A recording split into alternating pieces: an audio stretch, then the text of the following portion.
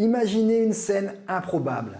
Angleterre, 1906. Une foire de village. Des cris, de la poussière et au milieu, un énorme bœuf. On lance un concours. Devinez le poids de l'animal. Des fermiers, des artisans, des commerçants et même des curieux. Chacun y va de son estimation. Ce jour-là, un homme observe la scène. C'est Francis Galton, un statisticien de renom. Et lui, il est convaincu que la foule se trompe toujours. Et ce qu'il découvre ce jour-là va devenir une leçon mondiale. Dans cette vidéo, je vais vous partager 4 règles essentielles qui transforment une équipe en collectif vraiment intelligent. Et pour chacune de ces règles, je vais aussi vous montrer comment l'appliquer dès demain. Je suis Daniel Hakim, sociologue, facilitateur et entrepreneur récidiviste.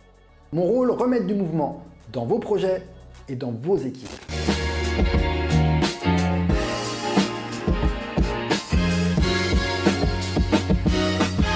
Vous vous souvenez de cette foule, celle qui remplissait des bulletins pour deviner le poids du bœuf? Alors Galton les récupère, un à un. 787 réponses exactement, rien que ça. Et lui, souvenez-vous, il veut prouver que la foule se trompe. Alors, individuellement, c'est vrai, personne ne donne la bonne réponse. Mais quand il fait la moyenne, il s'aperçoit qu'elle est quasiment parfaite. Elle bat les experts. Et tout ça, ce n'est pas un hasard, c'est un effet reproductible. Ce principe, il a été théorisé ensuite bien plus tard par James Surowiecki, sous le nom de sagesse des foules. Pourquoi c'est important pour vous? Parce que dans vos réunions, vos workshops, vos projets, vous rejouez cette scène tous les jours sans même le savoir.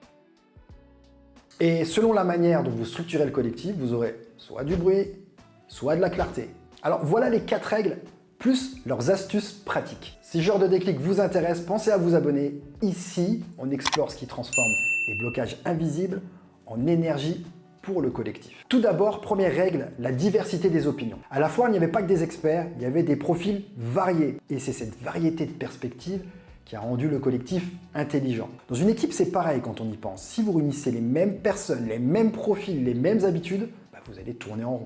Mon astuce pratique. En début de réunion, vous faites échanger 2 minutes des collègues qui n'ont pas l'habitude de travailler ensemble. Même dans un service, croiser les métiers, ça change déjà les perspectives, croyez-moi. La deuxième règle, c'est l'indépendance des jugements. À la foire, chacun estime en silence, pas d'influence. Et vous le savez aussi bien que moi. En entreprise, la première personne qui parle peut influencer tout le monde. C'est ce qu'on appelle la pensée de groupe. Pour l'éviter, exprimez les idées individuellement d'abord. Mon astuce pratique, avant de lancer la discussion, vous donnez 3 minutes. 3 minutes à chacun pour écrire ses idées. Puis vous faites circuler les réponses. Chaque personne complète ou rebondit sur ce qu'un autre a écrit. Ça évite l'effet mouton et surtout, vous allez le voir, ça enrichit directement les idées. La troisième règle, c'est la décentralisation. À la foire, chacun mobilise son propre savoir. Le fermier son expérience, le boucher son œil, le commerçant son intuition.